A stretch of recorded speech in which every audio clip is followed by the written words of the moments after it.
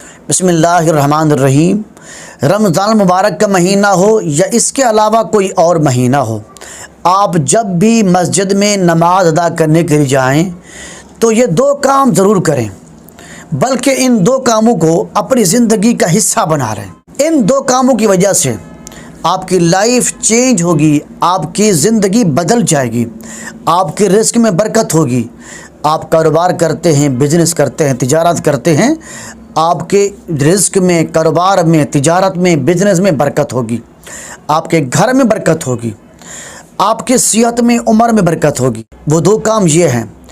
پہلی بات تو یہ ہے کہ کوشش کریں کہ آپ کی کوئی نماز جماعت کے بغیر نہ ہو، ہر نماز کو آپ جماعت کے ساتھ ہی ادا کریں۔ جانتے ہیں یہ دو کام کیا ہیں؟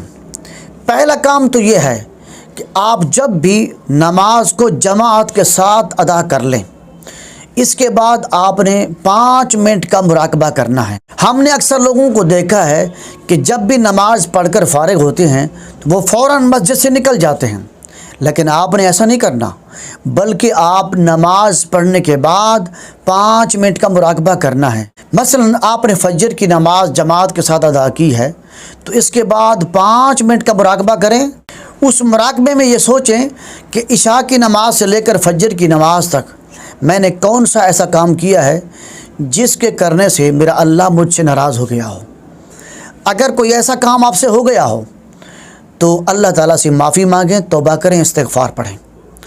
اگر ایسا کام نہیں ہوا تو پھر اللہ تعالیٰ کا شکر ادا کریں، اور فجر کی نماز کے بعد آپ 1 مرتبہ سورۃ یاسین پڑھ لیں اور 1 مرتبہ سورۃ الرحمن پڑھ لیں۔ اور اسی طرح جب آپ ظہر کی نماز پڑھنے کے لیے جائیں تو جب آپ ظہر کی نماز کو جماعت کے ساتھ ادا کر چکیں تو پھر آپ 5 منٹ کا مراقبہ کریں۔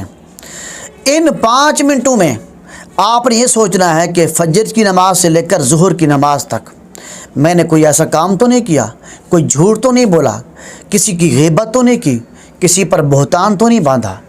اگر آپ کی زبان سے اس طرح کے کوئی غلط کام سرزد ہو چکے ہیں تو پھر ان باتوں پر، ان کاموں پر اللہ تعالیٰ کی بارگاہ میں توبہ استغفار کریں اور آئندہ نہ کرنے کا اللہ تعالیٰ سے عہد کر لیں۔ اور اگر یہ گناہ آپ سے سرزد نہیں ہوئے تو پھر اللہ تعالیٰ کا شکر ادا کریں۔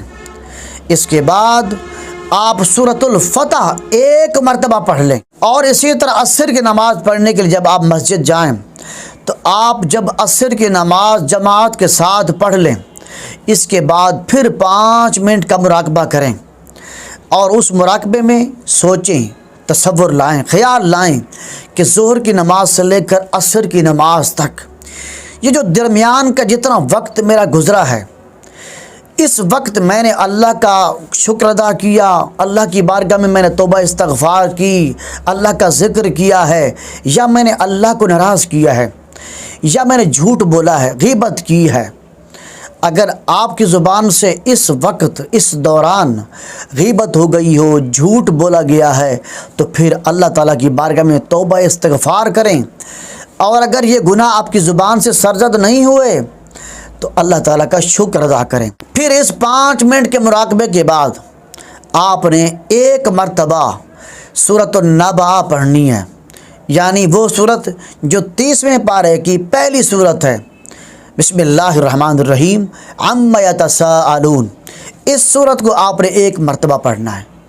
اور اسی طرح جب آپ مغرب کی نماز کے لیے مسجد جائیں تو جب آپ مغرب کی نماز جماعت کے ساتھ ادا کر لیں، اس کے بعد پھر 5 منٹ کا مراقبہ کریں، اور اس 5 منٹ کے مراقبے میں آپ نے وہی تصور لانا ہے ذہن میں، وہی خیال کرنا ہے، وہی سوچ بچار کرنی ہے کہ عصر کی نماز سے لے کر مغرب کی نماز کے درمیان کا جو وقت ہے، اس وقت میں نے اللہ کی نافرمانی تو نہیں کی، میں نے اپنے نبی صلی اللہ علیہ وسلم کی نافرمانی تو نہیں کی، کیا میں نے اس دوران کتنی مرتبہ میں نے توبہ استغفار کی ہے، کتنی مرتبہ میں نے اس دوران جھوٹ بولا، غیبت کی ہے، بہتان تراشی کی ہے، کسی کو میں نے تکلیف تو نہیں پہنچائی۔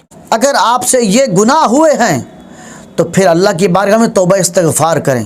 اگر یہ گناہ نہیں ہوا آپ سے تو جو آپ نے اس دوران توبہ استغفار کی ہے، درود شریف پڑھا ہے، استغفار کیا ہے، قرآن مجید کی تلاوت کی ہے، ذکر اذکار کیے ہیں، ان نعمتوں پر اللہ تعالیٰ کا شکر ادا کریں، اور 5 منٹ کے مراقبے کے بعد ایک مرتبہ سورۃ الواقعہ پڑھ لیں۔